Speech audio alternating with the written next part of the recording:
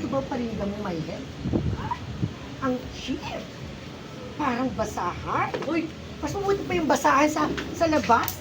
Yak, ano ba yan? Hindi ka titigil. Yan ang bagay. Hindi ka titigil? Parang basahan. Kung may ugaling basahan dito, ikaw yon. Pakadumi mo. Oh.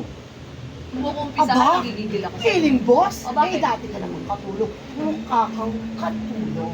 Hi, it's me, Miss Flawless Angelica Jones. Ang guest sa Wish Ko Lang, GMA 7. Ang character ko po dito ay si Barbara.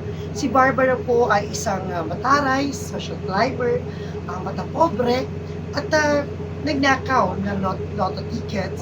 At siya po naging dahilan kung bakit po na hindi naging natagumpay. Of course, sina Harleen at ang kanyang lola.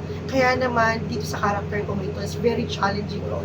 Dahil dito natin nakita yung pagiging kontrabida at yung pagiging pagsisisi sa mga kasalanan at natuto sa buhay ang pagpapatawad. Kaya actually gusto ko yung role ko dito, lalo yung nagkasakit ako dito. Sobrang, actually hindi pa nagtitake, ay napapagulgul na ako sa iyak. Pinabasa ko pala yung script last night bago po ako taping ng Wish Ko Lang today. Pinag-aralan ko yung character ko last night. Nasa ko, talagang, alam mo yun, galit na galit ako sa character ni Barbara. Pero nung nabasa ko, may pinagdadaanan siya, may pinanggagalingan ng galit niya, hanggang sa, yun, binigay siya ng leksyon ni Lord at nagkaroon siya ng sakit. At doon po nakita yung lahat ng tao may chance magbago. Binibigyan tayo ng leksyon ng Panginoon para tayo ay baguhin ang dapat baguhin, itama ang mali, at habang buhay gawin yung mabuti at itama yung mali at matuto tayo magpatawad at magmahal na mas pinagpapala yung nagpapatawad. Kung kailangan lang ako lumuhod ng paulit-ulit, gagawin ko. Pinagsisisiyan ko lahat ng mga kasalanan ko.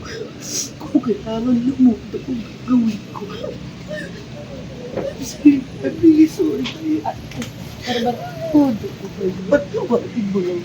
Barbara, Realization is yung, ito nga po yung sinabi ko po kanina, na sa lahat ng mga manonood po dito, very touching itong story dito.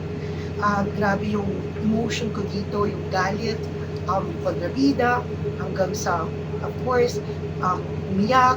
Naipakita ko po yung talent ko dito dahil naramdaman ko yung character ni Barbara na kailangan ni Barbara ang pagpapatawad at kailangan ni Barbara yung maitama yung mali niya.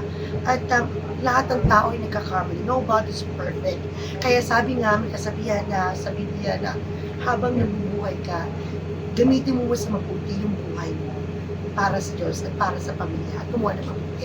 At kapag gumawa ka ng masama, babalik at babalik, naniniwala ako sa good and bad karma. Kaya sa aking mga kapuso, panoorin niyo po ang Wish Ko Lang dahil kakaiba po ang role character ni Miss Angelica Jones bilang Barbara. At I'm sure, aantig sa puso niyo yung sakit, luha, at yung galit. Sa simula, kamumuyan niyo ko, pero sa uli, kaawaan mo ako. Abangan niyo po si Miss Flawless Angelica Jones, and of course, ang ating nag-iisang, of course, Miss Harleen Budol, ang pagsasama muli ng aming dalawa. Abangan niyo po sa Wish Ko Lang dito sa GMA 7.